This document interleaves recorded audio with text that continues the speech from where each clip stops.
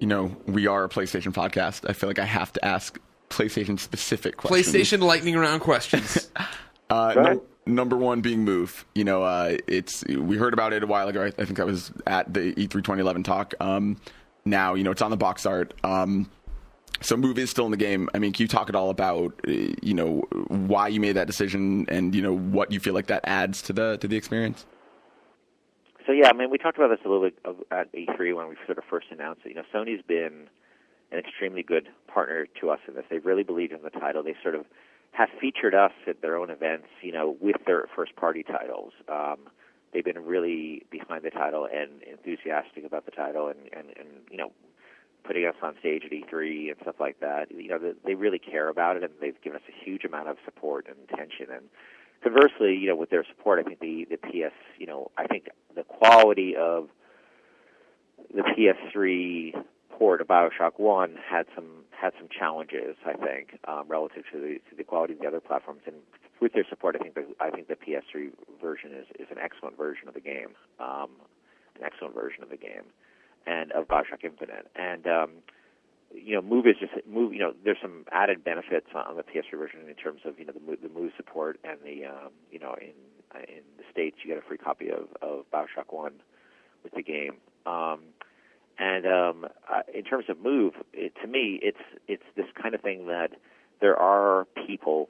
There's two kinds of people. There's people who love Move, and there's people who are afraid of a traditional controller. So maybe they'll try a first-person shooter using a different type of interface that's more comfortable for them. And so, to me, I always want to make sure that whatever we did, we made a game that worked for the traditional gamer who's not interested in motion control, who's not interested in any of those things, but they just want to play the game. They don't want to hear about motion control. They don't care about it. They just want to have their controller and play the game, play first-person shooters the way they always have. And we completely support that. We were, with Sony support, able then to add on top of that the ability to play it with Move.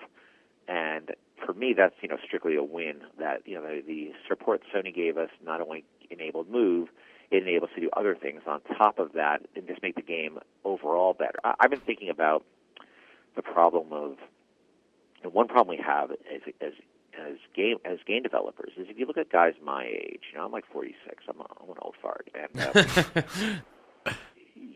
people, my peers, quite often don't. If you give them a controller and you say play an FPS, they just don't have the vocabulary to know how to use that controller. Because I do a lot of press where, I'll go on NPR or something, and you have a guy who's really excited about the game and the visuals and the story, but he's not going to really be able to play it through with a controller because it's a barrier for him.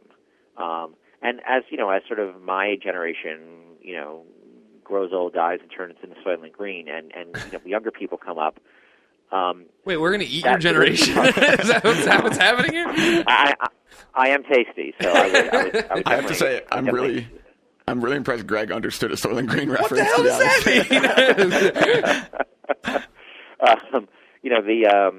mean? Probably that reference alone dates me. The kids coming up today, they just grow up with an iPad in their hand. They grow up with a controller in their hand. So we have that literacy in the future, and that's really going to change things, I think, in terms of gaming being a mainstream proposition, because the literacy problem will go away. Users lose all sense of reality and enter another world. Remember, do not underestimate the power of PlayStation.